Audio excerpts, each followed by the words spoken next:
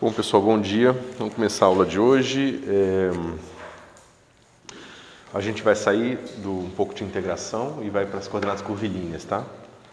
Então, se vocês tiverem alguma dúvida em relação à integração, ao teorema de Stokes, ao teorema da divergência, tentem tirar agora ou mais tardar na aula de sexta-feira, tá?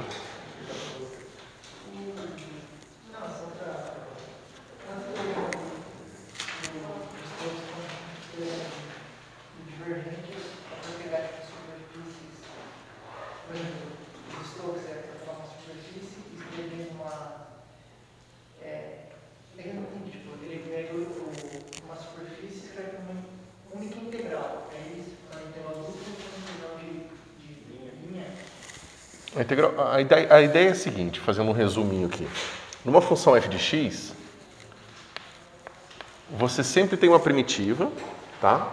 Que a gente pode chamar de antiderivada, alguma coisa assim, que é uma função f cuja derivada é igual a f de x.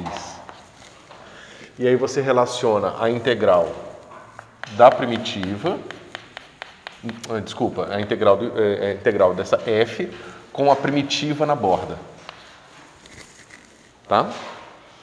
Ou seja, integral de f de x de a b vai ser igual a f de b menos f de a.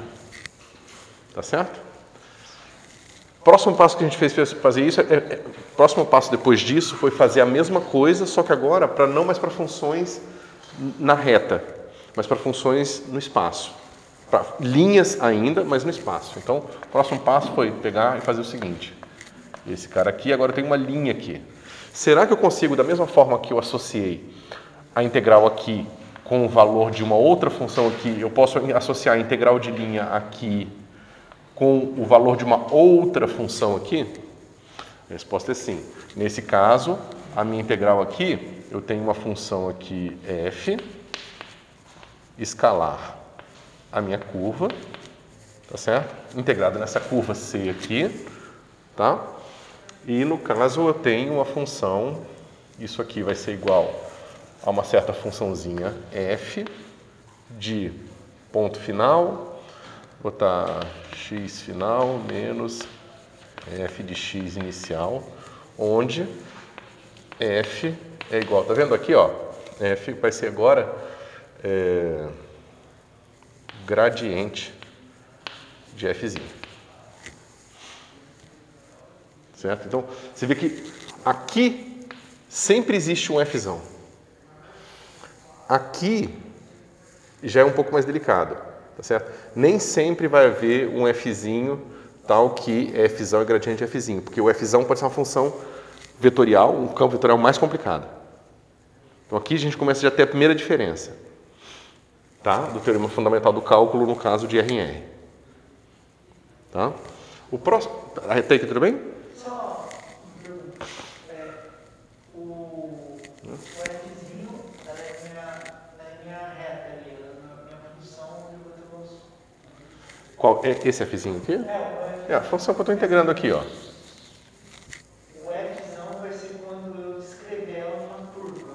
O fzão é a... Eu deveria ter escrito... Deixa eu manter a notação consistente. F... Não tem nada a ver. Tá? Então eu estou integrando fzão. Aqui não é uma função vetorial, aqui é uma função escalar, normal. É função de RR. Tá? F. Tá certo? Então tá vendo que aqui, ó, a minha função está relacionada a uma outra assim. Tá? Ou seja, essa função é a antiderivada dessa.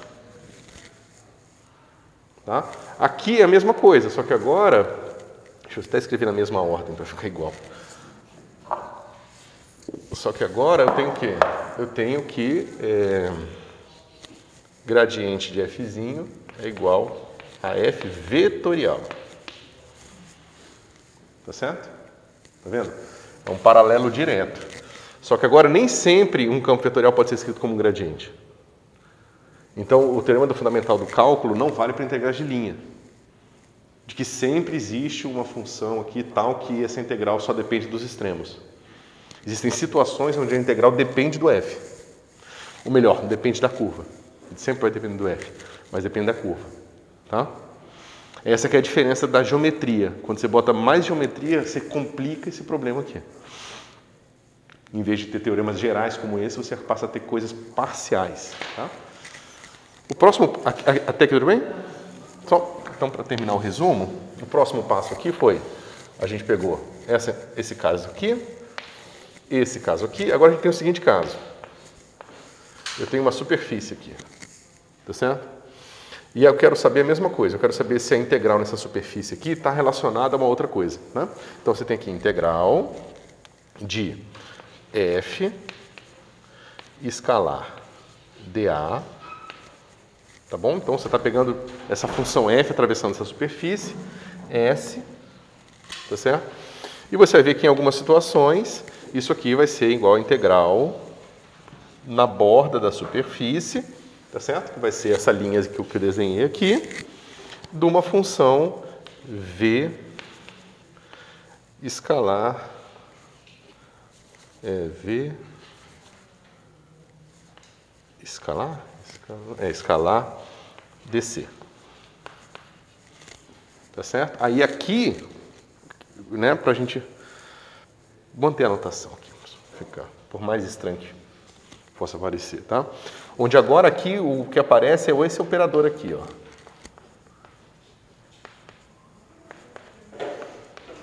Ou seja, vale, entre muitas aspas, esse mesmo teorema do fundamental do cálculo. Aqui vale sempre, aqui vale quando o campo F é um gradiente e aqui vale quando o campo F é de um rotacional de um outro campo.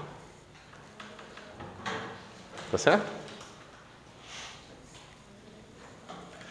Finalmente, né, ou seja, eu consigo relacionar a integral aqui somente com a borda. Significa que se eu pegar uma superfície assim, com essa borda aqui, e inflar ela para cima, para baixo, puxar ela até o infinito e voltar, tanto faz. A integral só vai depender da borda.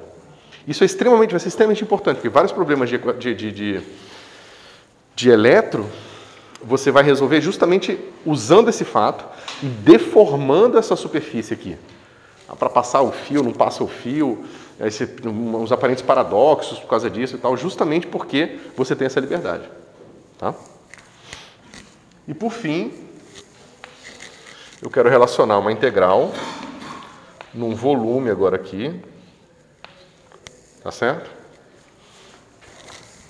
Que seria justamente uma integral de uma, deixa eu manter a anotação, f, tá? De 3x, né? Sobre um volume com uma integral de uma certa outra função, integral de f escalar dA. Onde eu estou fazendo numa superfície que é a borda do volume. Isso só vai ser possível no caso em que a sua f, agora, tá vendo? Sempre f tá, deixa eu fazer na mesma ordem, onde divergente de fzinho é igual a essa f escalar aqui. Tá certo? Então, nem sempre a sua função vai ser um divergente né? A sua função escalar vai ser um divergente de um campo vetorial. Nem sempre isso vai ser verdade. Certo? Ou, nesse caso, pode. Talvez sempre. Talvez, nesse caso, valha sempre. Espera aí.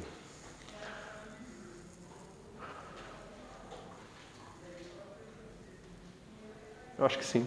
Acho que nesse caso, dado uma função escalar, você sempre consegue encontrar um campo vetorial tal que o divergente dele é igual à sua função escalar. Tá? Talvez tenha alguma coisa a ver com o fato que essa é a dimensão máxima do problema. Mas esse é o resumo, tá? Do que a gente viu. Melhorou? Piorou? É isso aí que você queria? Não, deu uma ajudada. Né? Ou seja, agora a mesma coisa. Eu estou relacionando a integral aqui dentro com a integral na borda desse volume. É só para... Quando eu coloco a integral de ds e a da borda, aí é literalmente como se eu pegasse essa borda e esticasse ela. Na borda você não pode mexer.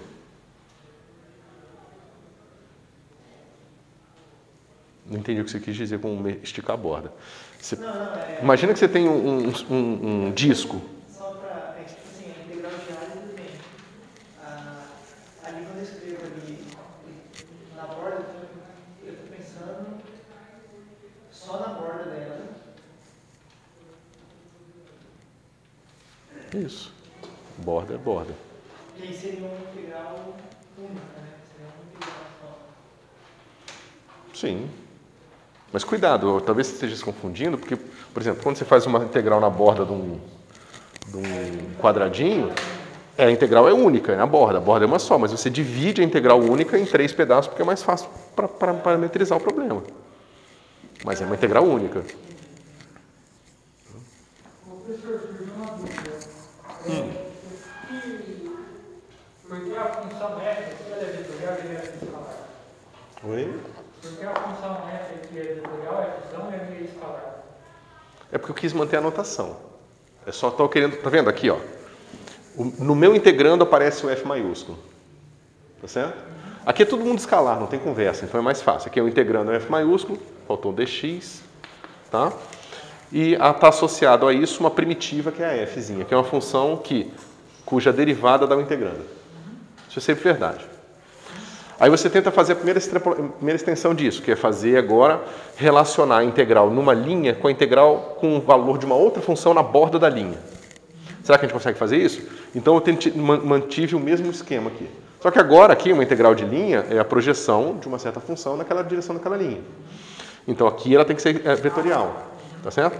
Então, será que ela está associada, mas assim, eu sei que o resultado disso aqui é um produto escalar, então isso aqui é uma coisa escalar, então no fim aqui eu tenho que ter uma coisa escalar. Então eu associei ela assim. Então, será que existe para uma função f, um fzinho cujo gradiente é igual a f? Se houver, aquilo é verdade.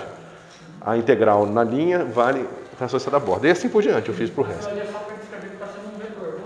Então o f agora é Esse f é vetorial, é um campo vetorial. Tem um campo vetorial que aponta sempre para a tangente de cada ponto. Não, é um campo vetorial que aponta em qualquer direção. Ele é um campo mesmo vetorial. É um campo vetorial. Porque agora que você falou, eu comecei a imaginar na tangente da reta.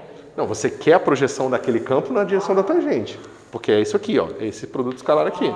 Mas o campo pode ser qualquer campo. Tá certo? E aí, então, aí só no último ali, você não colocou uma tangente em campo vetorial. Foi isso que eu não entendi. Ali na última. Aqui é o campo vetorial. Não embaixo. Ele está ali do lado. Tá aqui. Porque eu estou tentando fazer um paralelo dos 4 casos. Não, então eu acho que esse divergente, né? Ele dá um escalar? Claro, o divergente do campo vetorial é um escalar. Tá. Ah, tá. Aqui. Tá. Acho que a gente não falou aqui, antes da integral ali, o f da integral política. Porque o f escalar ali, acho que era isso. Entendi, cara. Eu acho que ele tinha falado do f da integral política. É um escalar.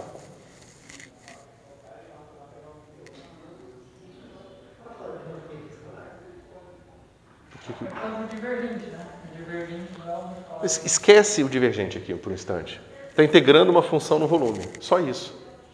Né? Você quer saber a integral de uma função escalar no volume. Quando essa função escalar é, por acaso, um divergente de um campo vetorial, então você pode associar a integral de uma função escalar no volume com a integral dessa outra função na borda. É um paralelo direto dos 4 casos. Tá? Não tem razão dela ser escalar, estou simplesmente mostrando onde que você faz esse paralelo entre essas duas coisas, entendeu? A integral de uma certa função numa certa superfície de dimensão n, com a integral de uma outra função associada de alguma forma a essa, numa superfície de n-1, dimensão n-1. É sempre assim. Você pensa nisso aqui como uma linha é uma superfície de dimensão 1, e a borda da linha esses 2 pontos aqui é a superfície de uma dimensão é a superfície de uma é a superfície de uma superfície de dimensão 1, ou seja, é uma superfície de dimensão 0. Tá? Aqui você tem uma área, ela é uma superfície de dimensão 2, a borda dela é uma linha que é uma superfície de dimensão 1. Aqui é um volume, que é uma superfície de dimensão 3, uma hipersuperfície de dimensão 3, cuja borda é uma área que é uma superfície de dimensão 2. Não, a linha é dimensão 1. A borda da linha é dimensão 0. Isso. São esses dois pontos aqui. É só isso. Aí eu só quero saber o seguinte, em que circunstâncias a integral nessa coisa de dimensão maior está associada a essa outra integral de uma outra coisa associada em dimensão menor. Então, ó, aqui é uma integral em uma dimensão, está associada a uma integral, entre aspas, em dimensão 0, que é simplesmente a subtração de dois pontos. Tá? Aqui é uma integral, mesma coisa, associada a uma dimensão 0. Aqui é uma integral que eu estou fazendo numa superfície, que está associada a uma integral numa dimensão, numa linha. É sempre assim. E eu estou dando as circunstâncias onde isso é verdade, onde você pode fazer essa conexão. Então, quando você fala dimensão 0, é só a superação da... Isso, exatamente. Isso. Então.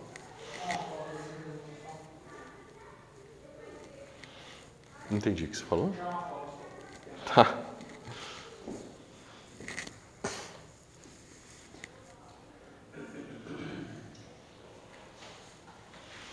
Então vamos começar a aula de hoje? Mais alguma dúvida, pessoal?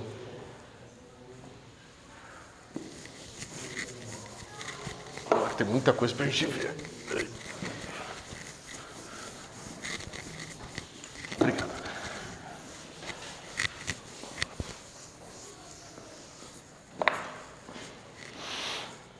Então, pessoal, vamos começar a análise vetorial, tá? Análise vetorial, coordenadas curvilíneas.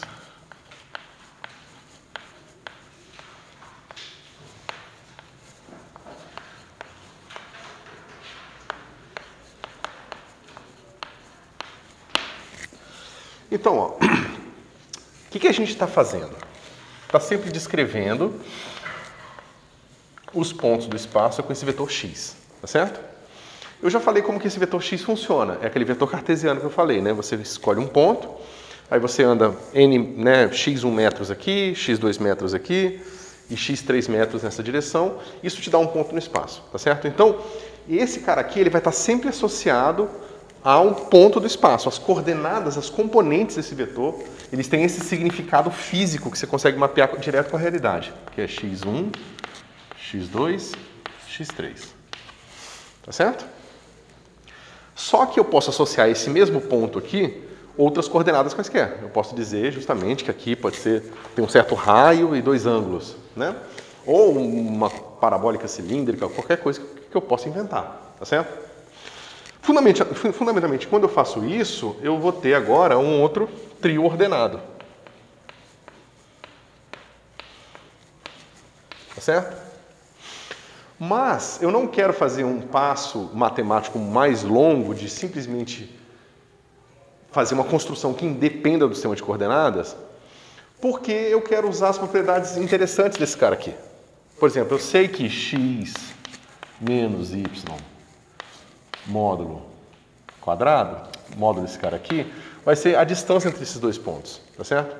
Ou seja, a noção de distância, de tamanho, de ângulo, está toda nessa característica cartesiana aqui desses vetores, tá certo? Então, em vez de eu fazer um passo mais complicado matematicamente para simplesmente abandonar a dependência do sistema de coordenadas, eu vou focar no sistema de coordenadas cartesiano e vou fazer todos os outros relacionados a ele, tá certo? Ou seja, na prática o que eu vou fazer é que agora, se eu quero novas coordenadas, ao invés de eu simplesmente esquecer que existem as coordenadas cartesianas e usar as outras coordenadas diretamente, eu vou sempre associar qual a nova coordenada em relação à cartesiana. Ou seja, eu vou dizer que eu vou ter agora, por exemplo, um x1, que é aquilo ali que eu andei, e eu vou associar isso a novas coordenadas, que eu vou chamar de lambda 1, lambda 2, lambda 3. Tá certo? A minha outra coordenada também vai estar associada a essas coordenadas novas, né? A coordenada x2 também. Lambda 1, lambda 2, lambda 3. E, finalmente, x3 também vai estar associado a lambda 1, lambda 2, lambda 3. E isso, naturalmente, eu vou escrever de forma compacta assim.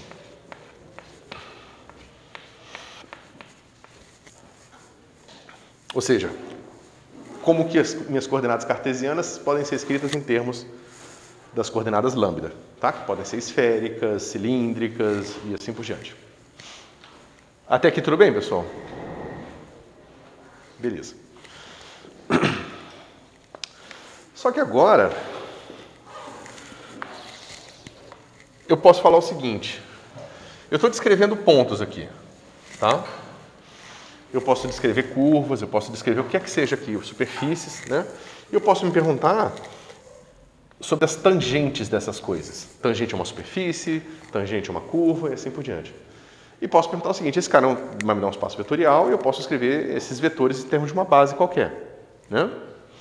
A gente pode fazer tudo em termos da base cartesiana, mas espera um pouquinho, mas por que escrever em termos da base cartesiana se a gente vai passar a usar uma outra coordenada lambda qualquer? A gente poderia insistir em fazer isso. Alguns exercícios, inclusive, não sei se vocês já viram isso em Física 3 ou onde vocês veem isso, mas você pode ficar o tempo todo usando sempre os vetores com suas componentes cartesianas, tá certo? Mas, em muitas circunstâncias, vai ser muito mais conveniente usar as componentes nas direções associadas ao próprio lambda. E quem são essas componentes? Quem são esses vetores de base, né? Então, é aquela mesma brincadeira que a gente fez para a integral no volume. Ou seja, você pega aqui um vetor posição, x, que depende de lambda, tá certo? Fixa o lambda, digamos, 2 e 3 e varia lambda 1. Aí você tem aqui uma linha qualquer, né? Uma curva. Aí você faz a mesma coisa, fixa 1 e 3 e varia 2. Aí você tem uma outra aqui. Aí faz a mesma coisa e encontra uma outra aqui. Então isso vai te dar 3 vetores, tá certo? Esses vetores a gente vai dar o seguinte nome para eles. Eu vou chamar de E, que é o que eu já estava usando de base sempre. Aí eu vou botar lambda aqui só para lembrar que ele é lambda, tá certo? E para dizer que é aquele que eu encontrei variando lambda 1, lambda 2 ou lambda 3. Mas isso é fácil, né? Isso aqui é simplesmente del x del lambda i. Tá certo? Que por sua vez eu posso reescrever de uma forma mais simples assim. É 3 de x i. Deixa eu...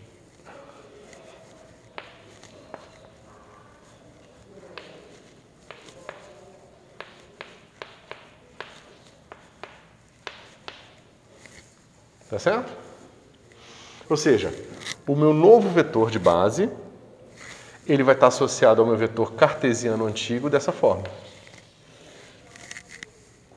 Tá certo? Obviamente que se eu estiver usando coordenadas cartesianas, ou seja, lambda i igual a xi, então isso aqui é um delta, então a gente tem que lambda i vai ser igual ao meu ezinho i anterior. Tá certo? Ou seja, tudo que nós fizermos daqui para frente em lambda vai valer para todas as coordenadas, inclusive a cartesiana. Tá certo? Todo mundo acompanhando?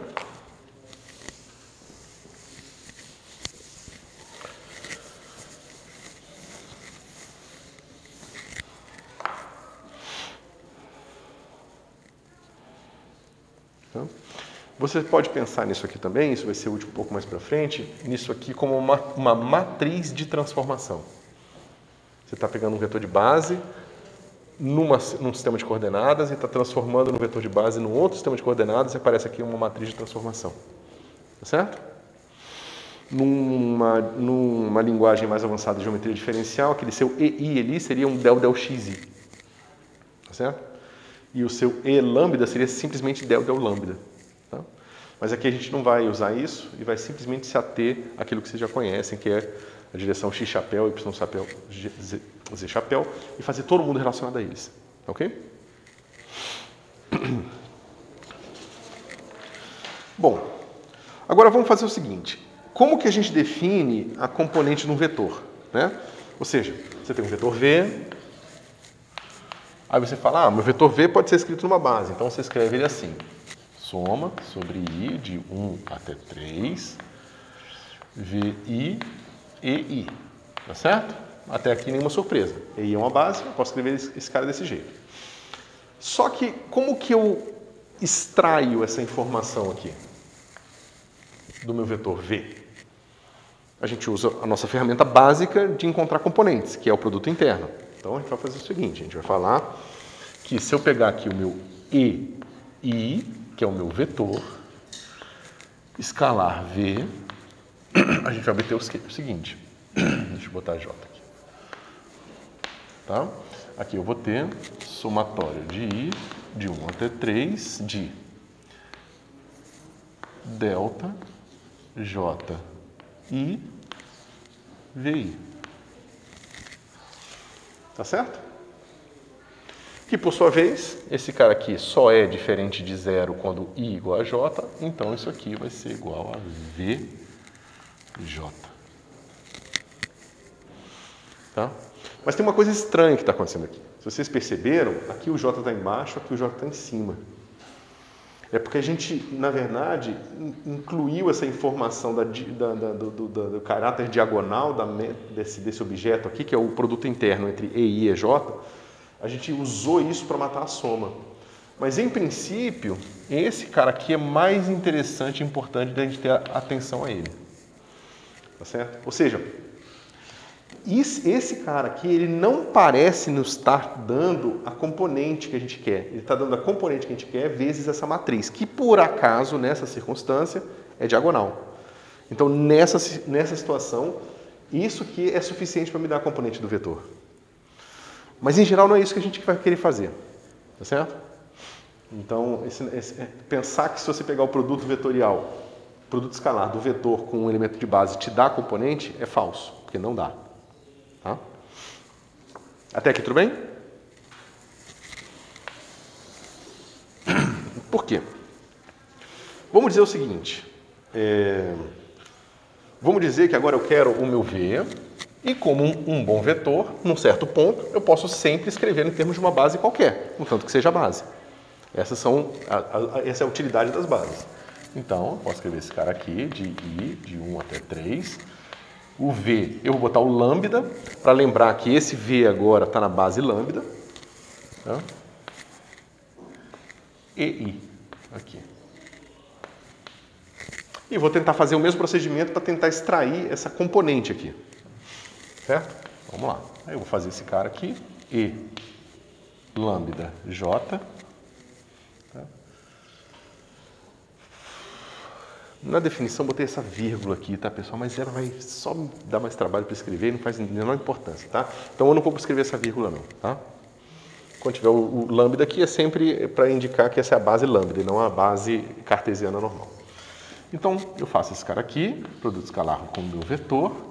Só que agora, o que eu vou ter? Eu vou ter essa soma sobre I de 1 até 3 de E lambda I escalar E lambda.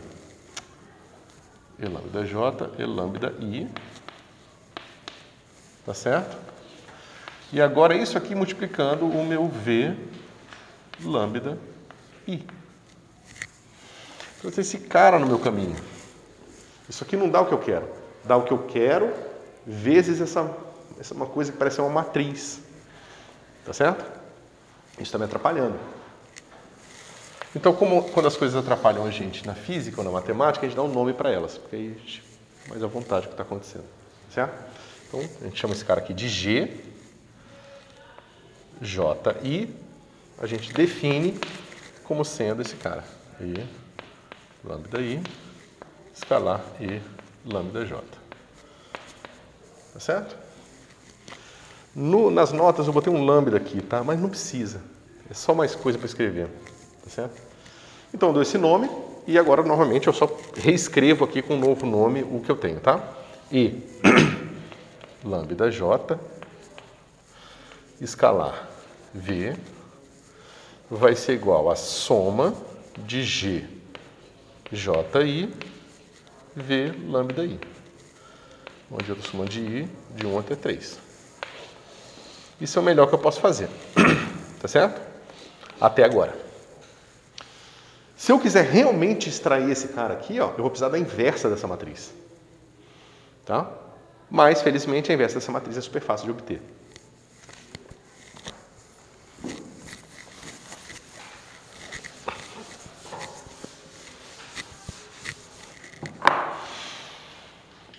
Vamos lá. Então, a gente definiu o nosso G aqui. E eu vou abrir quem é o G. Tá? Então, G, I.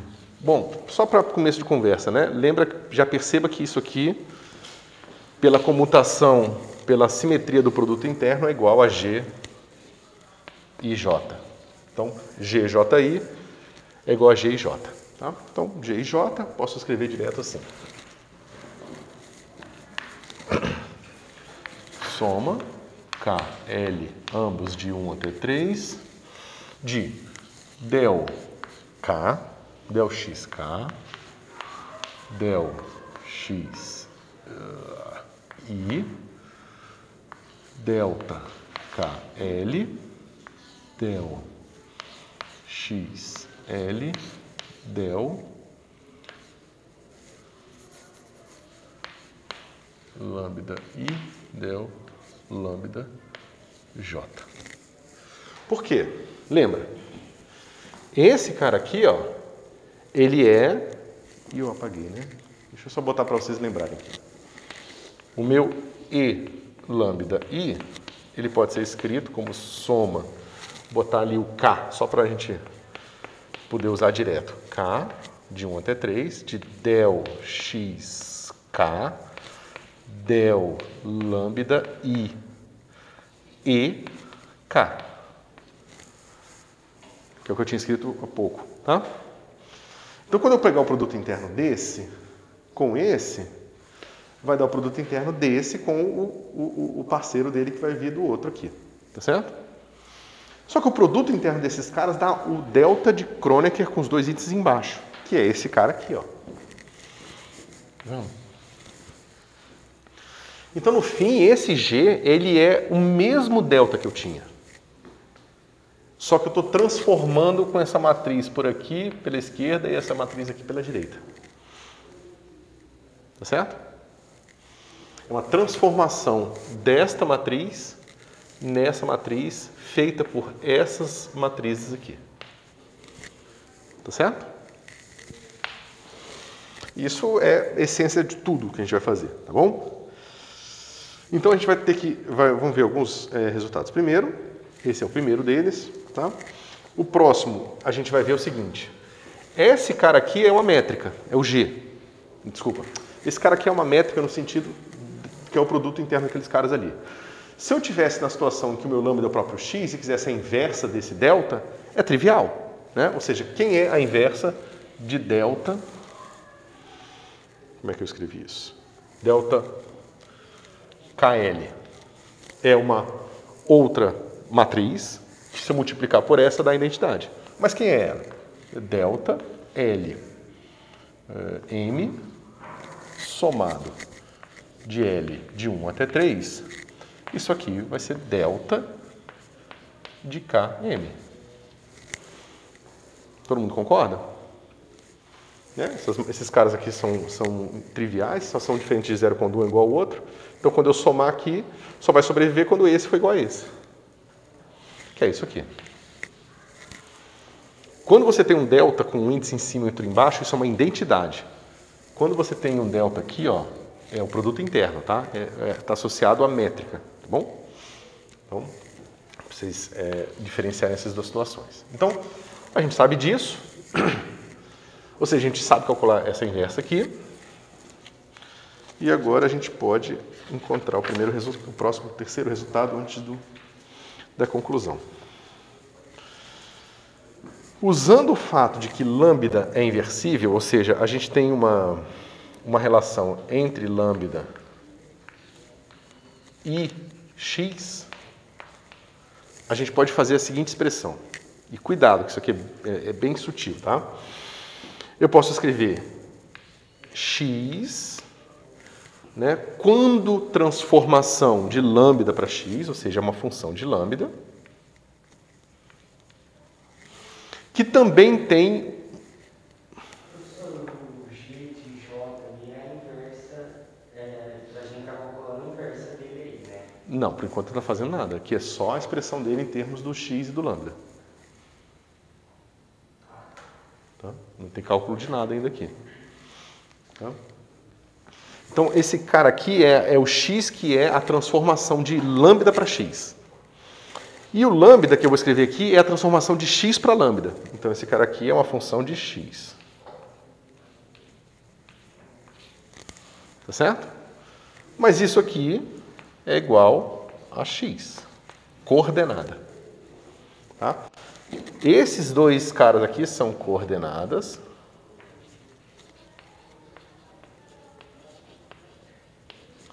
E essas são funções de transformação.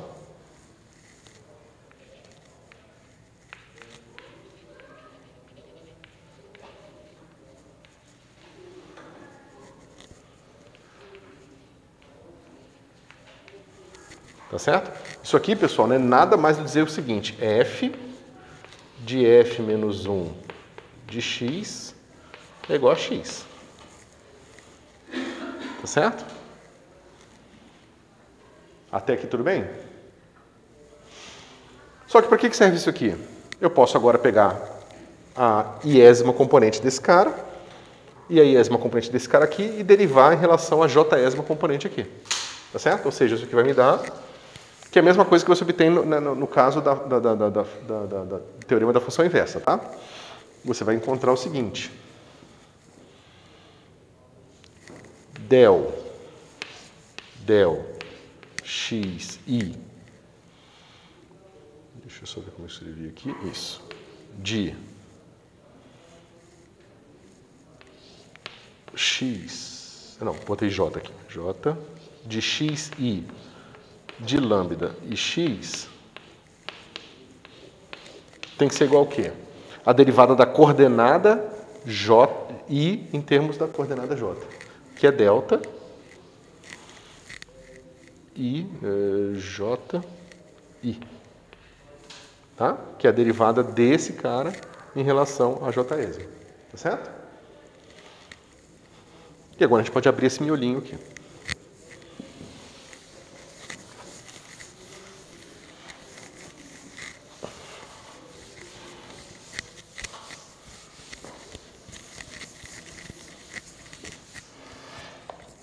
É fácil, é só usar a regra da cadeia. Isso diz pra gente o quê?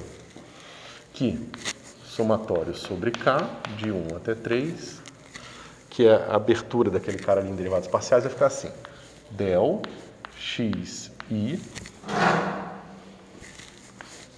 del lambda k del lambda k del x j. Isso tudo vai ser igual a delta JI. Tudo bem, pessoal? Mas o que isso está dizendo para a gente? Que essa transformação é a inversa dessa aqui. Tá certo?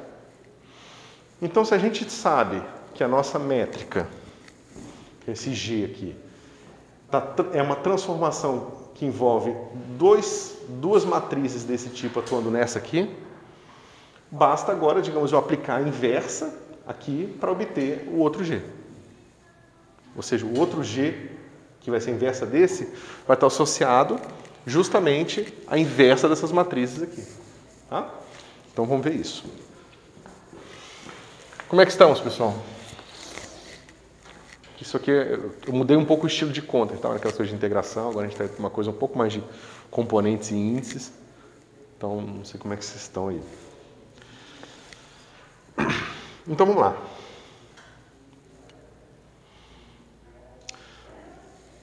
Antes de fazer o passo final, ainda é bom a gente ver o seguinte.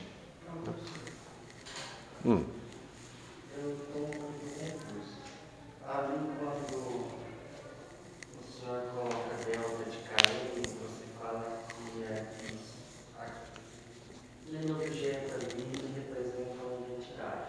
Uhum. O mesmo objeto de delta de J representa a mesma coisa, representa identidade, ou ele tem um significado? Identidade também. Identidade também. Toda vez que o delta tiver um em cima e um embaixo, é uma identidade. Mas você pode encontrar identidade, você pega a matriz A, e a matriz A inversa é igual a identidade. Matriz B, que não tem nada a ver com a matriz inversa, também é identidade. É só isso que a gente está vendo. Só isso, entendeu? Não tem nada de surpreendente você aparecer em identidade em dois tipos de expressões diferentes. Mas a gente pode usar essa expressão aqui, botar só mais um índice e um delta nela para perceber mais uma coisa. Eu vou botar uma soma agora sobre K e sobre L e estou reescrevendo a expressão de cima, tá? Ambos somados de 1 até 3 vai ficar assim, ó. Del x i, del lambda K, delta K L, del lambda. Peraí. Eu botei errado.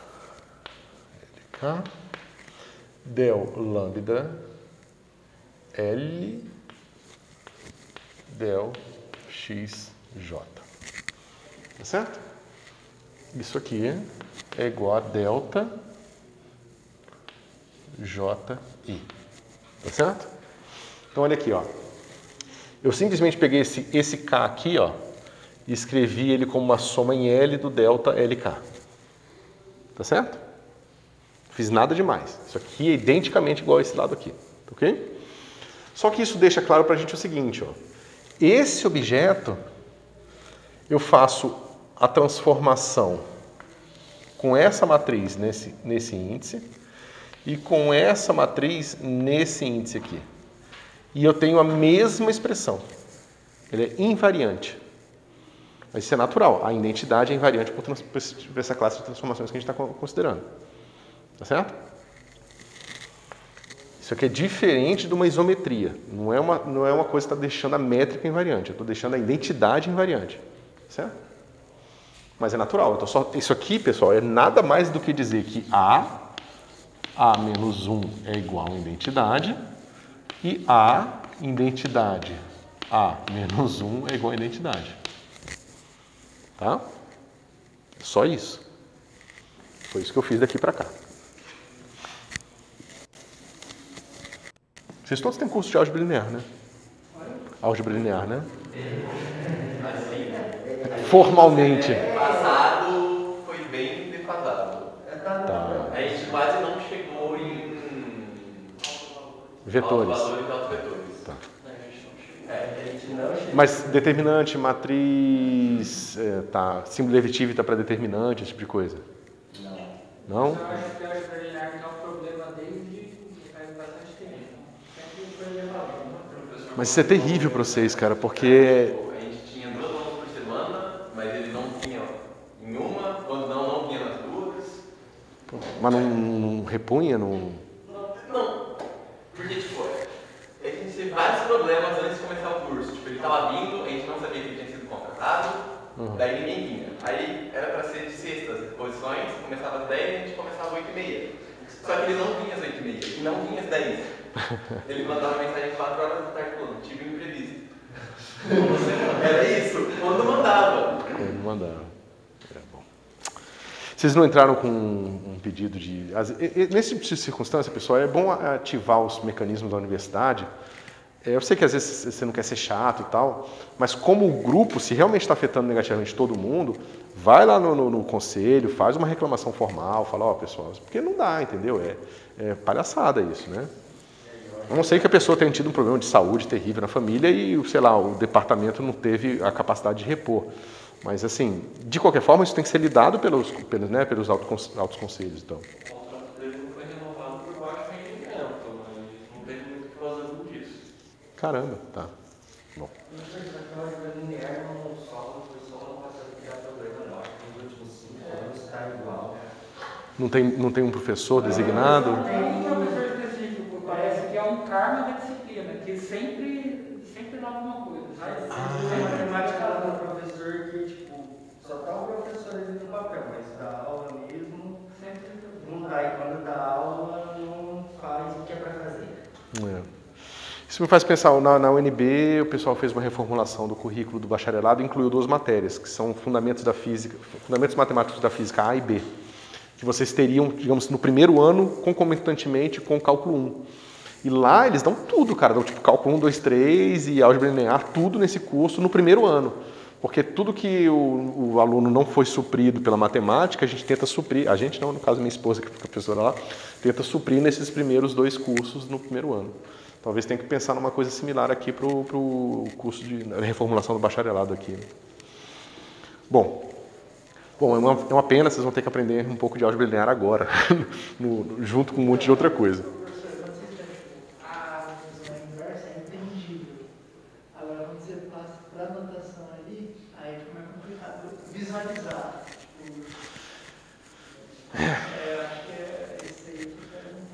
Cara, mas assim... Abrir, pegar assim, mas tipo, quando você coloca ali, tipo, é isso que você está fazendo, ok, agora quando você faz menos 1, é isso sim, que você está fazendo com expressão. Agora, se você não tivesse feito isso, é mais difícil olhar essa expressão e falar que você fez isso. Sem dúvida nenhuma, e por isso que eu fiz aquilo, entendeu? Mas assim, não tem segredo.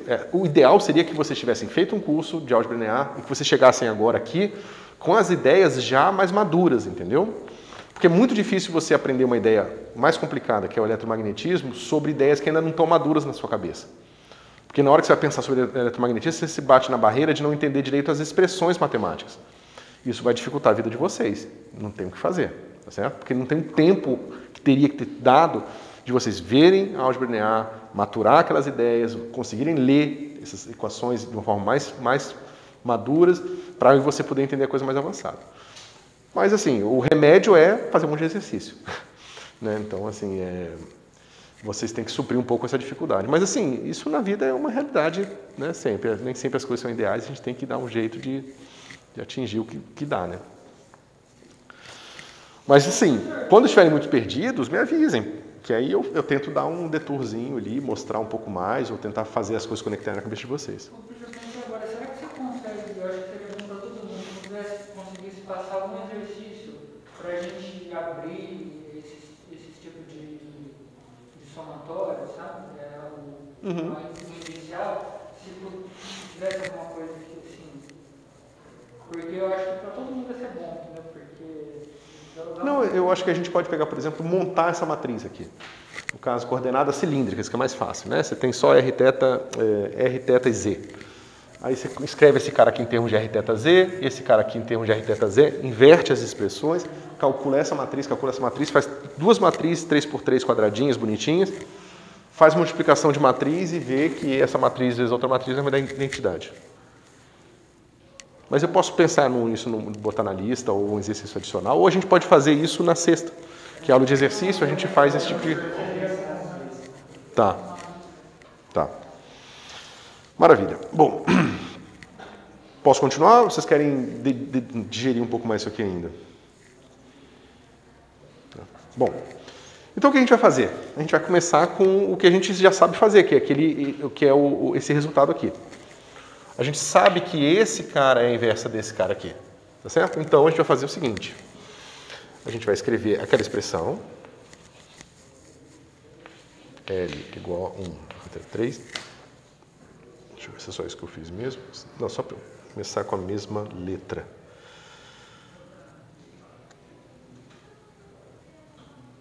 Tá, que eu já fiz um passo a mais. Deixa eu botar... Isso. Vou botar só com L primeiro, que é como está ali. I, J, I, L, delta, L, K. Isso aqui é delta... Deixa eu ver só. Isso. E K. Tá? Eu estou mudando um pouco os índices, porque para caber com as contas que eu estou fazendo aqui, tá? Então, eu vou fazer o seguinte, ó. Toda vez que eu tenho L, L, eu posso tirar um dos L's, trocar por uma outra letra e botar uma identidade. Que é a mesma coisa de eu pegar uma matriz A vezes a matriz B e escrever A e B. Tá certo?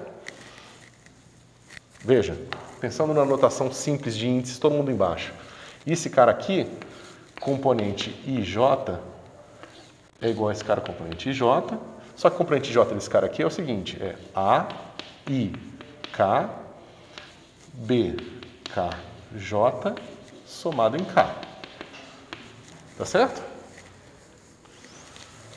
Aqui, do lado direito, vai ser a mesma coisa, só que eu tenho duas multiplicações de matriz. Eu tenho esse vezes esse e esse vezes o resultado dessa multiplicação com essa. Tá certo?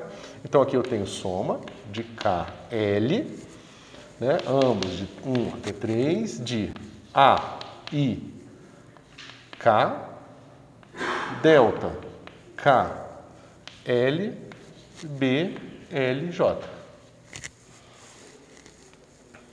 Tá? Aqui eu estou mantendo todos os índices embaixo simplificado. Aqui eu estou mantendo a consistência da posição dos índices, que vai ser importante para a gente. Tá certo? É complicado mesmo, porque ali a gente está ignorando o fato de índice em cima e índice embaixo. Aqui a gente não está, porque na verdade, essas inversões, na verdade, são inversões entre espaços diferentes. Na verdade, a inversa dessa matriz aqui, ó, ela é uma inversa que, na verdade, está atuando num espaço diferente, porque essa matriz ela não leva um vetor num vetor, ela leva um vetor num covetor. E esse cara leva um covetor de volta no vetor, entendeu? Então, são inversas em espaços diferentes, enquanto aqui a gente está considerando só o mesmo espaço sempre. O que raramente acontece na física, porque a gente ignora a distinção entre eles no caso cartesiano. Tá certo? Melhorou isso aqui, pessoal? Isso aqui vocês compreendem melhor, né? Beleza. Então o que eu vou fazer? Eu vou botar a identidade aqui, ó. Tá? Então vai ficar assim, soma de L, J, de 1 até 3, de delta I, J, delta L, K, delta L, J. É igual a delta IK. Tá certo?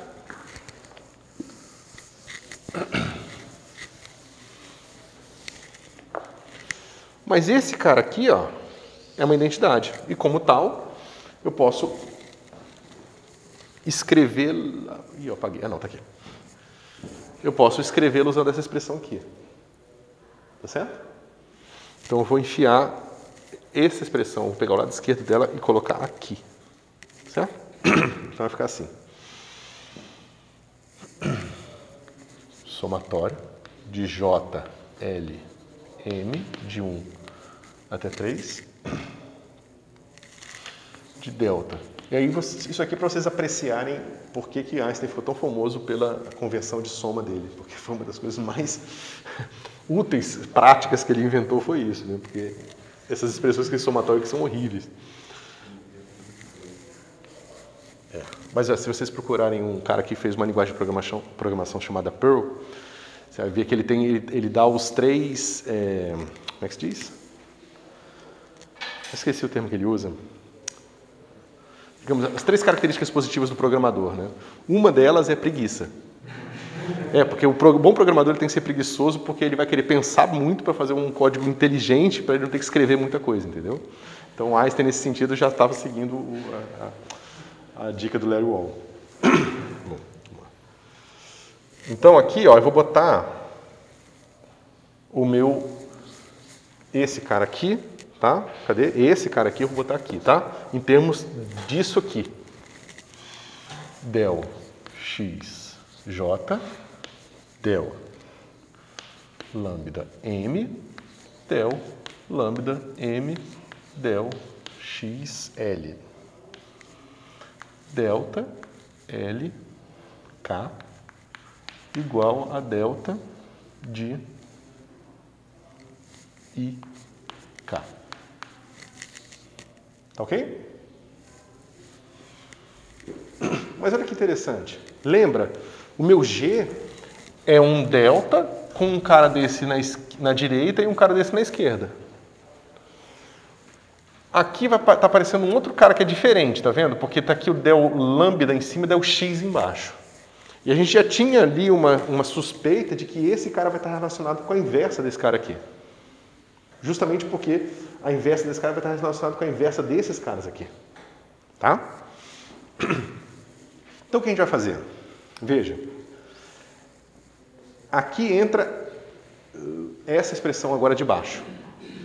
Se eu pego esse delta aqui e multiplico com esse del xi, del lambda k pela esquerda e pela direita com del lambda del xj, eu tenho a mesma coisa.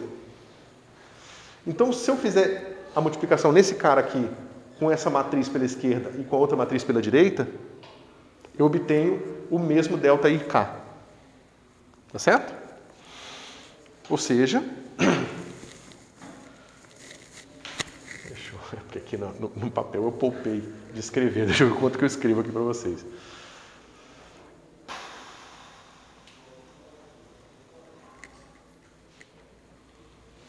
Tá? Então, ó.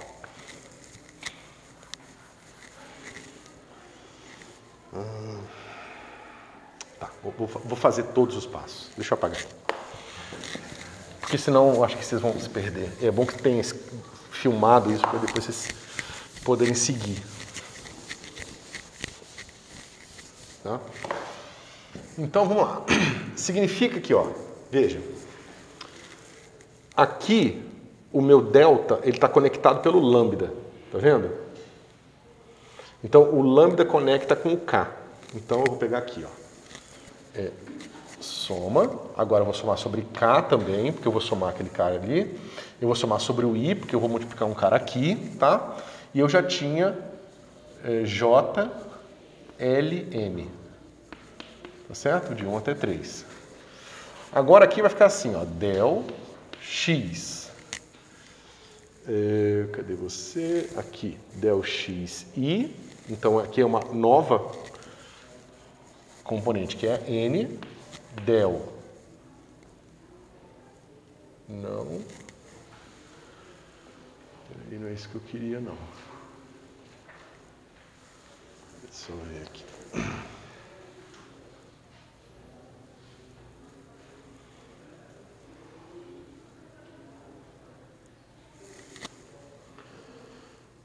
Tá.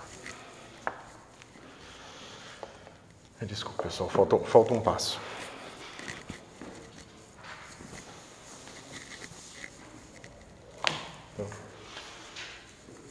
Aqui eu escrevi x de lambda de x, né? Ou seja, eu escrevi isso aqui. X de lambda de x é igual a x. Coordenada, matriz de transformação. Função de transformação. Mas nada me impede de escrever lambda como função de x, como função de lambda. Mesma coisa. Isso aqui tem que ser igual a lambda. Tá certo? Nesse caso eu tenho del lambda I, del k de 1 até 3, del x k, del x k, del lambda j igual a delta ji.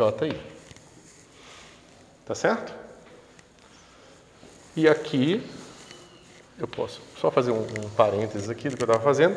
Eu posso botar a identidade aqui de novo. Vai ficar assim. KL de 1 até 3, del lambda I, del xk, delta k, L, k, del x L, del lambda j é igual a delta ji. Tá vendo? É a mesma coisa, tá? Só que digamos, é a expressão inversa desse cara aqui. Tá? Por que isso aqui é útil? Porque eu vou usar essa aqui, tá bom? Ou seja, tá vendo que aqui, ó, é del lambda I, del xk, que eu estou contraído com k. Então, vai ficar del lambda I, del xk aqui. Só que eu vou usar n, porque eu já tenho i aparecendo aqui, certo? Então, a minha expressão vai ficar assim. Somatório, aí eu já tinha o k... peraí, eu estou somando sobre I, J, K, L, M, de 1 até 3, tá? Aí, aqui, veja, esse cara está contraindo, tá vendo? Del lambda com K. Então, aqui eu estou contraindo com esse mesmo K aqui. Então, vai ficar assim. Del lambda N del x K. Tá? E aí eu tenho esse cara aqui, delta LK, e tenho esse cara aqui, que é del... Cadê você? Del lambda M del XL. Tá certo? E agora eu tenho esse outro pedacinho aqui, que é o del XL del JK. Tá vendo? O L está contraído com um de baixo aqui, que no caso nosso é o I. Tá ok? Então é del XI. Espera aí, o que a gente já tinha? Del XI del lambda O delta IJ e aquele que a gente já tinha, del XJ del lambda M. Tá certo? Isso tudo, né? Tá vendo que eu estou aplicando esse cara aqui, troca os índices, vai ficar... quem foi que ficou embaixo? O O em cima e o N. Isso, ON. Acho que vocês não imaginaram chegar até em O, hein? Nos índices. Tá certo? Mas olha o que é isso aqui, ó. Isso aqui é G ON. Não, não pode ser. M de Maria. Ok? E esse cara aqui, ó, por mais complicado que seja, é a matriz que me dá a inversa disso aqui. Então eu vou chamar esse cara aqui, ó, tá vendo que os índices livres desse objeto aqui, ó, K está somado, L está somado. São dois índices em cima, que eu vou chamar de G, N, M, que também é simétrico, tá? Então, eu defini esse G, M, N, por ser simétrico, como sendo somatório. Aqui dentro eu tenho a soma K e L, só. KL, de 1 até 3. De del lambda M, del XK, delta KL, del lambda N, del XL. Tá certo? Então, eu acabei de encontrar que G, O, M, G, M, N, somado em M, é igual a delta ON. Ou seja, tudo isso para mostrar que a inversa dessa matriz é essa aqui. Tá certo? Essas matrizes e suas inversas é tudo que vocês vão precisar para calcular todos os operadores diferenciais em coordenadas quaisquer. Tá certo? Aqueles fatores que aparecem, Laplaciano em coordenadas esféricas, tem 1 sobre seno, tem aquelas coisas. Por que ele aparece? É tudo culpa desse cara aqui. Tá?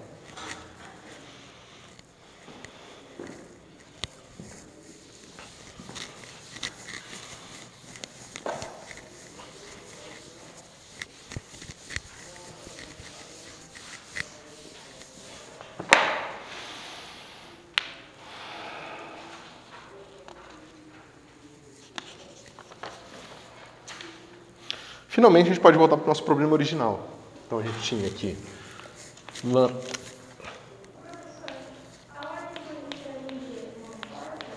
Não, o G é simétrico. Você vê aqui, ó. Se eu trocar o M pelo N, eu posso trocar o K pelo L e inverter de posição aqui, porque esse cara é simétrico. Então, tanto o G quanto os índices embaixo quanto os índices em cima, eles são simétricos nos seus índices.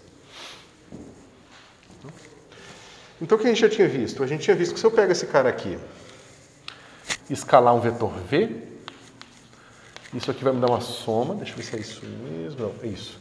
Soma sobre J, de 1 até 3, de G, I, J, V, lambda J. Só que eu conheço a inversa do G. Basta eu multiplicar pela esquerda e pela inversa. Então vai ficar assim. Deixa eu ver qual a letra que eu usei. K. Eu pego aqui G, K, I, somo sobre I, de 1 até 3, de E, lambda I. Isso tudo, ó, é um vetorzinho só, que eu estou pegando escalar V. E isso aqui vai me dar a inversa do G com, inversa do G com o próprio G, dá delta. Então isso aqui vai dar o V lambda K. Então, para eu conseguir extrair do meu vetor V a componente dele, eu preciso pegar o produto escalar dele não com esse cara aqui, mas com esse outro cara aqui. Essa combinação especial aqui. Tá? E a gente dá um nome para ela. Né? A gente vai dizer que E lambda com um índice em cima é dado como somatório de J de 1 até 3, de G, I, K, E, lambda, K.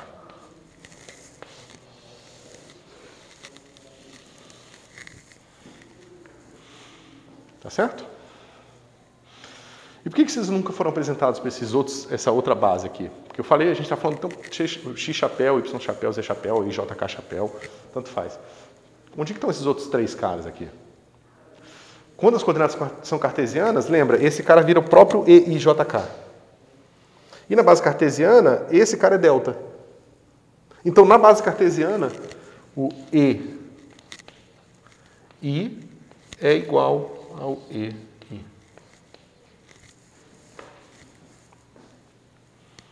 Quando não tem lambda aqui, quando a base é cartesiana, esse cara é igual a esse. Então, o X chapéu ele é um vetor e um covetor. Os dois coincidem em componentes. Tá certo? Por isso que vocês nunca viram, porque, na verdade, vocês viram, mas não sabiam distinguir essas duas coisas.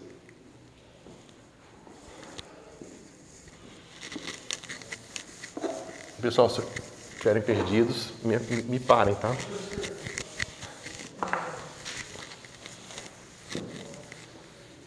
Pode falar? Eu não consegui visualizar o I ali do chapéu olhando a descrição da minha base de gama e somatório. Como é que é? Eu não consegui, do resultado ali, visualizar que esse cara é o gama chapéu. Eu não consegui visualizar. Gama chapéu. Ou é o X chapéu. Que chapéu? Eu entendi. Achei que você tinha falado que o motivo das coordenadas cartesianas tem aqueles professores veio desse cara aqui. Não, eu estou dizendo o seguinte. Se eu acabei de mostrar para vocês que, além dos 3 vetores que vocês estão acostumados, existem outros 3 vetores, por que vocês não viram isso antes? Tá? Eu estou explicando que vocês não viram isso antes, porque quando você vai tratar somente de coordenadas cartesianas, o elemento de base, que na notação comum que você aprende lá no cálculo 1, geralmente chama X chapéu, Y chapéu, Z chapéu, ou IJK, ou eu não sei como é que vocês viram, esse cara aqui, ele coincide com esse outro, ele é igual, é o mesmo vetor. Entendeu? Por isso que vocês não viram essa diferença aqui, ó. Vocês vão ver que no caso esférico, no coordenadas cilíndricas, o que quer que seja, esse cara não é mais igual a esse. Por mais que nessas situações mais simples, essa matriz seja diagonal, mesmo sendo diagonal, vai ter um fator extra aqui. Que se vocês viram pelo menos isso em cálculo 2, vocês viram o que eles chamam de fator de forma, né, que o pessoal chama, agora não lembro como é que é.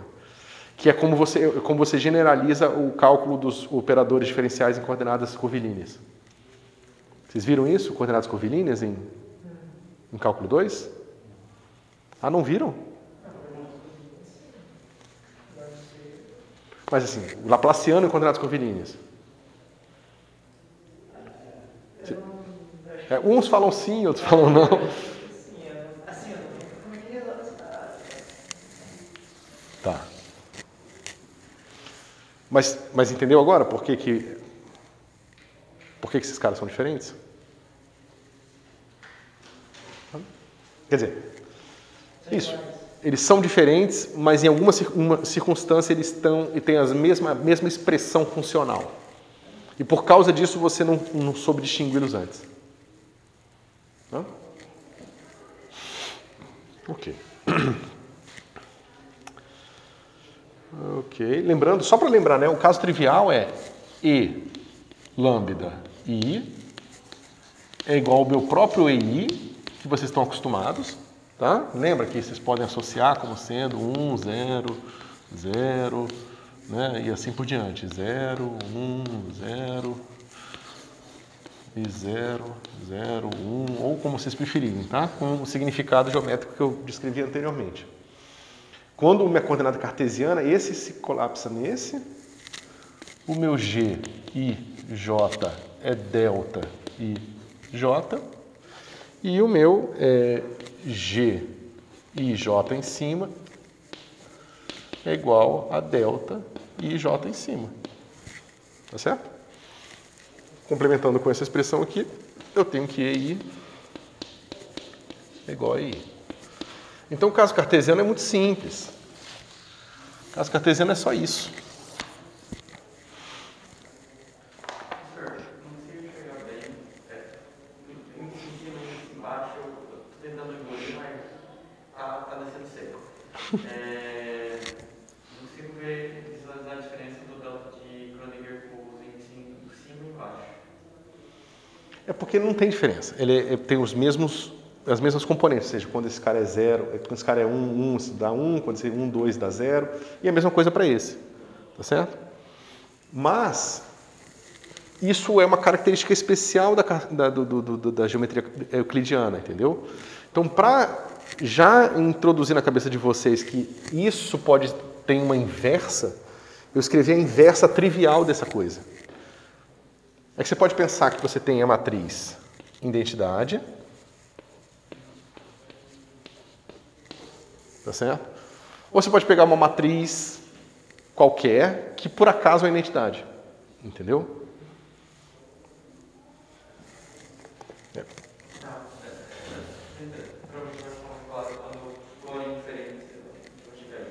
Mas, por exemplo,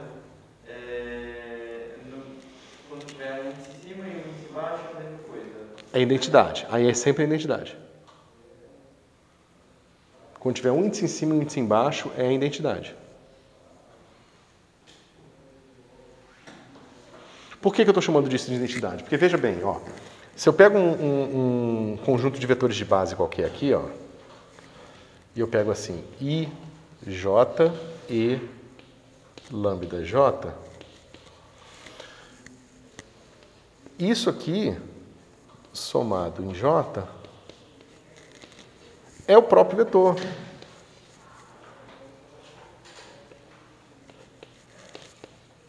Se eu botasse com os índices em cima, eu teria que estar, de alguma forma, transformando esse cara num outro cara com índice em cima. Nem estaria certo, entendeu? Se eu pego essa mesma matriz aqui e uso ela nesses objetos com índice em cima, também vai ficar, sobra o índice em cima, entendeu? Ou seja, você tem que pensar numa matriz identitária como ele está pegando o índice aqui, contraindo com o de cima e sobrando um de cima de novo, ou vice-versa. Então, por isso que esse cara é identidade. Entendeu? Porque aqui eu estou introduzindo mais detalhes para vocês, mas não estou indo totalmente geometria diferencial, entendeu? Onde, de fato, esses caras aqui são covetores, são vetores duais e assim por diante.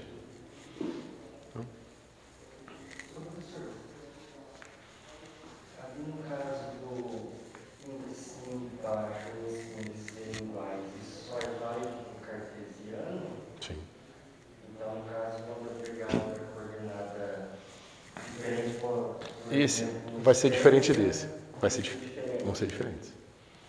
Isso vai ser essencial, essa diferença é essencial para você ser capaz de calcular os operadores diferenciais. Não entendi o que você fez com a setinha, professor. Você está falando do delta Kronecker do Aonde? Esses aqui? Estou dizendo que eles têm as mesmas componentes. Ou seja, quando esse I e quando esse J tem um certo valor, é o mesmo valor que tem essa matriz quando o I tem o mesmo valor, né? Esse I é igual a esse I, esse J é igual a esse J. Ou seja, é 0 quando o I é diferente de J e 1 quando o I é igual a J. Só isso. Mas não são iguais, então os elementos são os mesmos. Isso. Os elementos são os mesmos, eles não são iguais. Essa é a melhor maneira de falar. Isso aí. Da mesma forma que isso aqui tem os mesmos elementos, mas eles não são iguais. Tá certo? Se você esquecer disso e quiser fazer uma transformação de cartesiano para uma outra sistema de coordenadas, esse cara se transforma de um jeito e esse cara se transforma de um jeito oposto. E como você expande esse E com índice em cima? Expandir? Está aqui. Ele é escrito assim. Expandir esse somatório.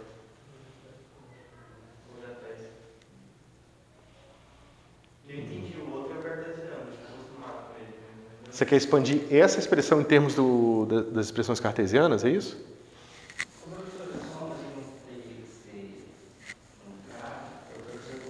Teria que ser. Eu errei. É K.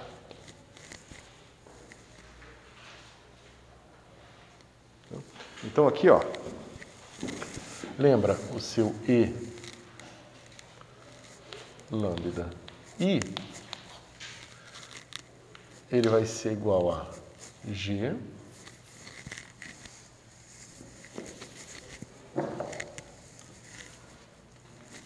soma sobre K de 1 até 3 de G, I, K.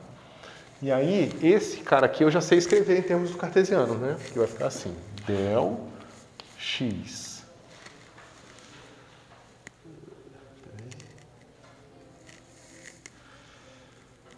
Aquele cara em termos do cartesiano vai ser... Isso, del I. L, del lambda K, E, L. Onde esse cara aqui é o cartesiano mesmo. Tá? Eu só fiz aquela primeira expansão. Só que se você lembrar, esse cara aqui, ó, ele vai ser assim. E lambda I vai ser igual a... Aí eu tenho que agora... Eu vou reescrever esse cara aqui em termos de toda aquela bagunça. Então, isso aqui eu vou precisar de mais dois índices. Então, já tem KL, MN, tá certo? Então, esse cara aqui vai ficar assim. Del lambda I, del x m, del lambda j k, del x n, delta m n. Isso aqui é simplesmente isso aqui. Tá certo? E K, isso. E aí vai sobrar aqui o meu del XL, del lambda K e o meu EL. Tá certo? Tudo bem? Só que agora olha aqui.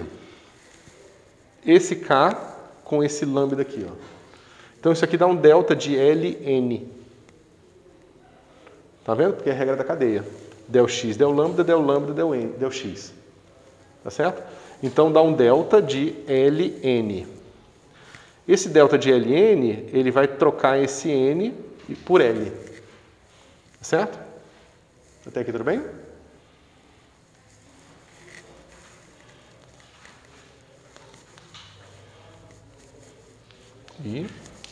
Então, ó.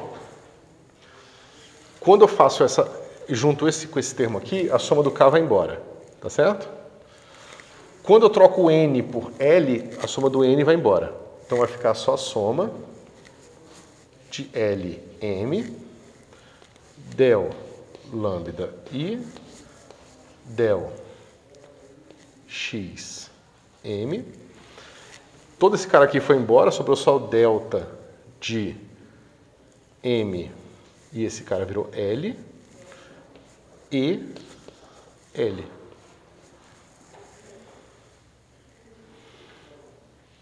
Tá certo? Só que eu posso simplificar minha vida e chamar esse cara de E cartesiano, M em cima. Então isso aqui vai ser soma sobre M de del lambda I del x m e m em cima.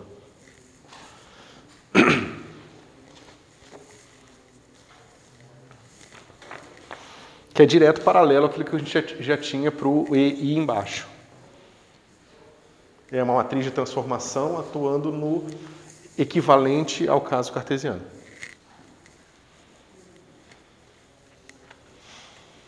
Eu acho que deve ficar mais claro quando você expandir na sexta com forma de matriz. Fica mais claro. Sim. E assim, só vai ficar claro se vocês fizerem as contas. Tá? Se vocês treinarem. E quando eu digo treinar, é pegar as contas, fazer as passagens, tentar entender as passagens que estão acontecendo e tal. Tá? Se não fizer isso, eu posso aqui fazer todas as contas da maneira mais explícita, provando que 1 mais 1 é igual a 2 e vocês não vão pegar a coisa, entendeu? Bom, deixa eu...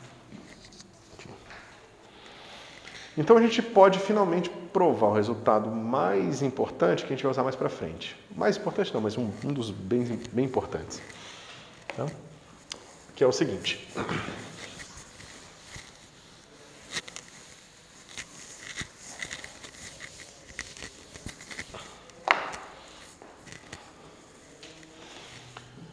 A gente pode pegar a componente do vetor assim, né? A gente pega o nosso E lambda J, escalar V, e a gente viu que isso aqui é o nosso V lambda J. Tá certo? Essa brincadeira toda foi só para encontrar esse vetor especial aqui, cujo o produto com V me dá a componente do V. Tá certo? Só que, se eu pegar minha componente do V na base e multiplicar pela base, eu tenho o próprio V. Então, eu posso fazer isso. Multiplicar para o lado esquerdo. Então, eu vou somar aqui esse cara, E lambda J escalar V, vezes a base, lambda J, de J 1 até 3. Mas do lado direito eu vou ter assim, V lambda J e J, que é o próprio V. Tá? Isso aqui também vai ser hiper importante em mecânica quântica, que é a partição da identidade. Vocês vão fazer isso o tempo todo em mecânica quântica. Vocês vão pegar um objeto e botar a partição da identidade na frente do objeto e vai usar isso para projetar ele naquela base. Tá? Tudo certo até aqui? Chama de partição da identidade ou completeza também. Inclusive, a gente vai precisar de completeza quando a gente for fazer a parte de técnicas de resolução de problemas de equações de eletrostática, que a gente vai precisar de completeza da base de funções também. Aqui é uma completeza da base de vetores, mas também tem completeza na base de funções. Tá? E agora, finalmente, a gente pode começar o primeiro operador diferencial. A gente tem todas as ferramentas para calculá-los. Tá? Então, a gente pega aqui gradiente de f. Tá? Gradiente de f a gente já sabe calcular, não tem nenhum segredo, a gente pode fazer aqui, ó, somatório de j de 1 até 3, é isso aqui, viu? Vai ser del f, del xi, delta i, não, em cima e embaixo, ej. Tá certo? Lembra que a gente fez essa continha desse jeito? Botou esse cara, eu falei que ele não era útil, né, no caso cartesiano, mas eu vou guardar ele porque ele vai ser útil mais tarde. Então, agora a gente sabe a posição certa dos índices, né? Esse índice está embaixo, está em cima embaixo, então ele está embaixo. Esse está embaixo também, esses dois tem que estar em cima, tá certo? Se eu fizer uma transformação aqui, bem simples, eu posso fazer o seguinte.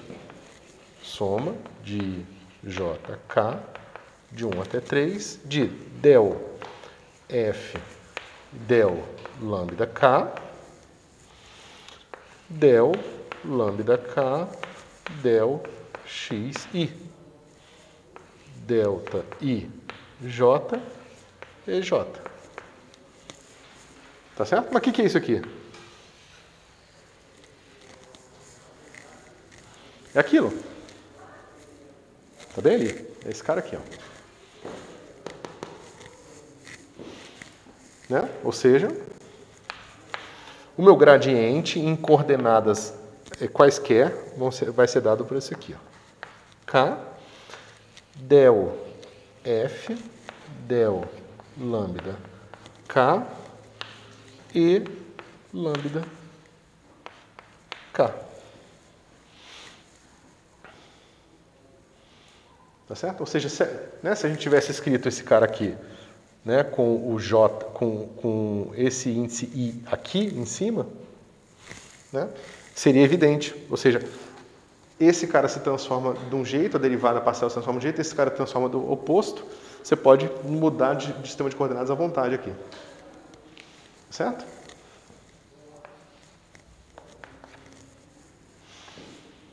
Então, para você ser capaz de calcular o seu gradiente em coordenadas quaisquer, você precisa conhecer esses vetores especiais aqui.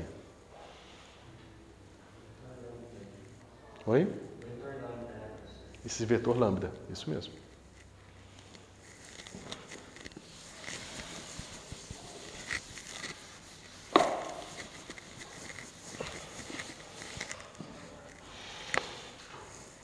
Em forma geral, você pode dizer que o nabla, então, ele pode ser escrito assim: soma sobre K de 1 até 3 de E lambda K del lambda K. Tá? Então, coordenadas esféricas, isso aqui é essa coisa complicada, del θ, del R, del φ. Tá certo?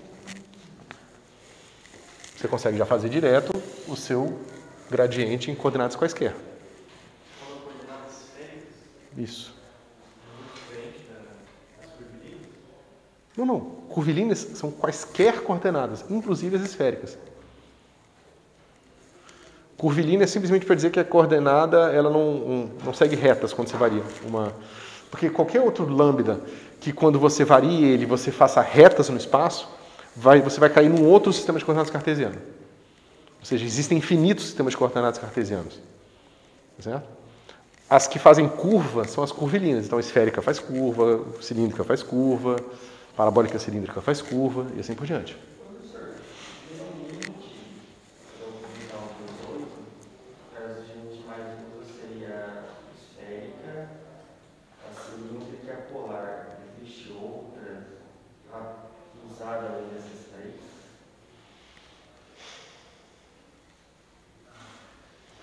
Depende da aplicação, né? Assim, em eletro, tradicionalmente se usa só essas três, né? Cartesiana, esférica e cilíndrica. Mas você pode fazer uma coisa parabólica cilíndrica, né? Que é uma coisa assim, com uma parábola aqui.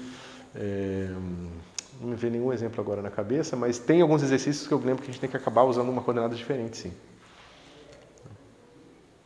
Mas talvez por causa disso, eu não sei se é uma boa ideia, mas por você ter essa limitação, você pega com todo o livro de eletro e ele te dá uma tabela desses caras todos aqui. Você pegar o livro do Griffith, tem lá, gradiente em coordenadas polares, esféricas, não sei o quê.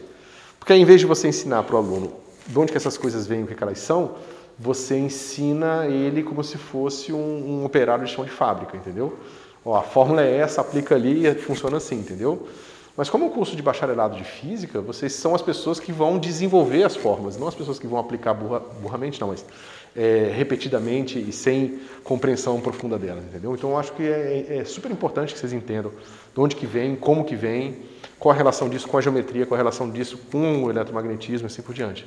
Por isso que eu acho mais importante gastar um pouco mais de tempo e dar uma fundação mais sólida para vocês agora do que simplesmente treinar vocês em resolver exercícios que vocês nunca vão... Aí sim seria uma coisa inútil, entendeu? Treinar vocês a aplicarem uma forma que vocês não entendem vocês não vão desenvolver gosto, vocês não vão entender intuição nem profundidade em relação à coisa, entendeu? Provavelmente no futuro nem vão gostar de eletromagnetismo. Então eu prefiro fazer essa coisa nesse caminho. Tá? Bom, temos mais 10 minutos, né? Termina meio-dia. Ok. Então vamos começar aqui com o nosso... E veja, essa expressão se reduz ao caso cartesiano. Se você tira o lambda daqui, esse cara vira x. Então vai ficar o EI em cima, que é igual a EI embaixo, e del x, que é aquilo que vocês já sabiam. Então, vale para lambda, vale para qualquer um, inclusive o cartesiano original. Tá? Bom, então agora a gente tem que se preocupar com a derivada do campo, de campos vetoriais. Só que campos vetoriais, eles precisam ser escritos numa base, tá certo? Então, quando eu escrevo um campo numa base, agora eu posso usar minha base arbitrária, que é a minha base EI. Então eu tenho agora a componente lambda do campo.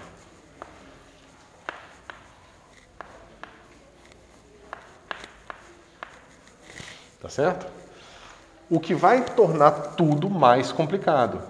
Por que vai tornar tudo mais complicado? Porque operadores diferenciais atuam aqui, mas esse cara não é constante mais. Ele depende ponto a ponto. Só você pensar no R-chapéu, no teta-chapéu, né? O R-chapéu ele sempre aponta para fora. Ó. Então as componentes em relação à base cartesiana tem que mudar quando você muda de ponto para ponto. Então esse cara não é mais constante. Então quando eu calcular derivadas desse cara aqui, a derivada não vai atuar só aqui, vai atuar aqui e aqui. Tá certo? E lembrando que se você quiser escrever esse cara aqui em termos, né, das coordenadas das componentes cartesianas, isso aqui é o seguinte, ó, I, J, de 1 até 3, de F, lambda, I, del, X, J, del, lambda, I, E, J.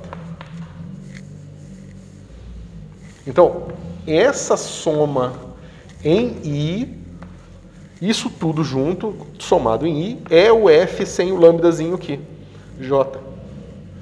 Então você vê que a componente do campo vetorial na direção lambda, ela tem essa matriz aqui, relacionando ela com a componente na base cartesiana. Então se você pensar num campo constante, no caso cartesiano, um campo que aponta só para cima. Esse campo vetorial aqui, ó. F igual a E3. Não importa onde você esteja, ele aponta para cima. Em base cartesiana, ele é super simples. Ele é constante. Se você escrever esse mesmo vetor numa base esférica, você vai ver que o esférico está apontando para cá, só que eu queria aponte para cima. Então eu vou ter que fazer uma combinação linear desse cara radial com o θ, com o φ, para a combinação ficar apontando para cima. Então esse campo aqui em coordenadas esféricas fica mal escrito, fica mais complicado do que o necessário, entendeu?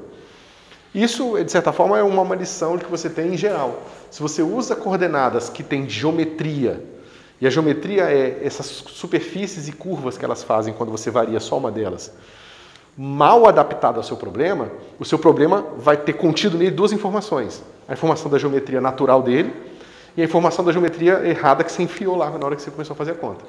Então, se você começou a fazer uma conta de um problema esfericamente simétrico e botou coordenadas cartesianas, você está arrastando aquelas coisas cartesianas desnecessariamente. E vice-versa. Tá certo? Então, existe principalmente na parte de gravitação e cosmologia,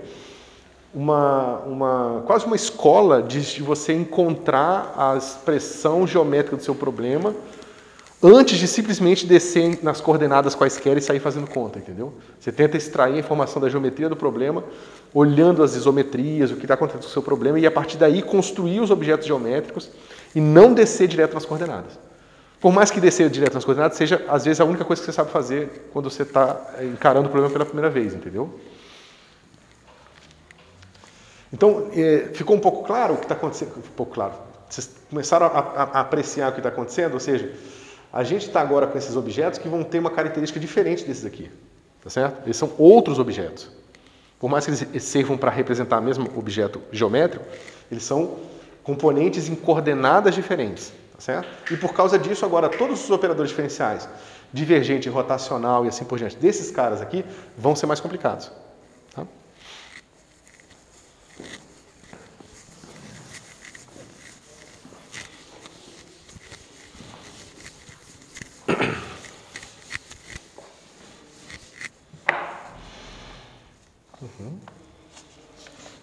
Então, deixa eu ver só quanto tempo. Deixa eu só apresentar vocês então ao próximo camarada aqui.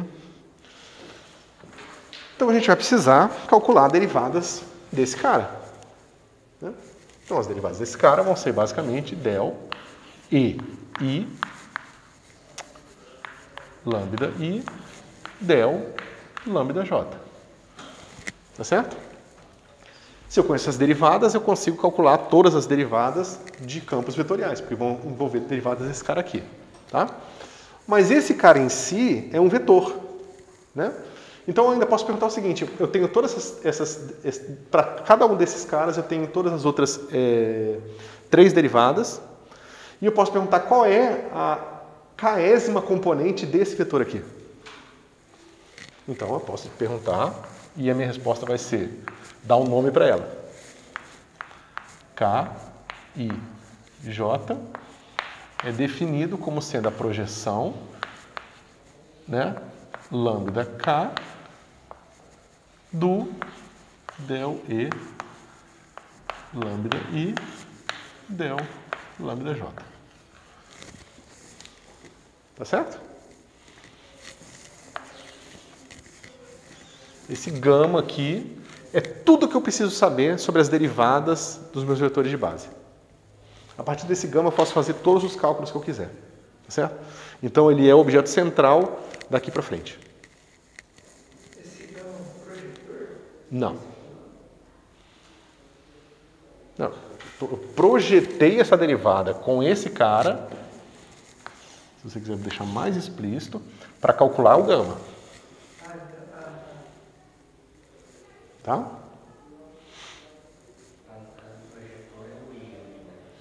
Isso, eu estou projetando com esse cara aqui. Lembra que esse cara aqui, ele pega um vetor e dá a componente K do vetor? Isso aqui é um vetor. Por mais que dependa dos 2 índices, é um vetor. Né? Que é a taxa de variação desse vetor quando eu andar na outra direção. Eu tenho o vetor radial, como é que ele varia na hora que eu ando na direção θ. Tem o vetor radial, como é que ele varia na hora que eu ando na direção radial também. Eu posso fazer todas essas perguntas. Né? O que acontece com o vetor radial quando eu ando na direção radial? Ele aumenta de tamanho. Não aumenta não, ele fica igual. Mas o que acontece quando ele anda na direção θ? Ele vai andar e vai perder um pouco vai virar um pouco, né? Vai sair um pouco aqui do Z e ganhar um pouco de Y, sei lá. Tá certo? Então, e aí eu posso perguntar como que cada uma das componentes desse vetor varia. É essa pergunta aqui. É respondida pela definição desse novo símbolo.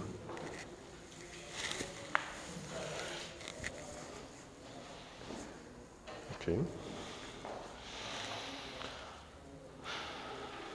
Então, antes, eu acho que mais uma coisinha a gente para, que é o seguinte. Del E lambda I del lambda J é igual a soma sobre L de 1 até 3 de del X L del lambda J del lambda I e L. Tá certo? Mas aqui as derivadas parciais comutam. Então eu posso trocar essa com essa e reescrever isso aqui assim, ó. E del E lambda J del lambda I. Então esses 2 índices aqui eu posso trocar à vontade. Esse objeto, por mais complicado que ele seja, ele é simétrico em I e J. Tá certo? E é isso, pessoal. Por hoje é isso. Oi?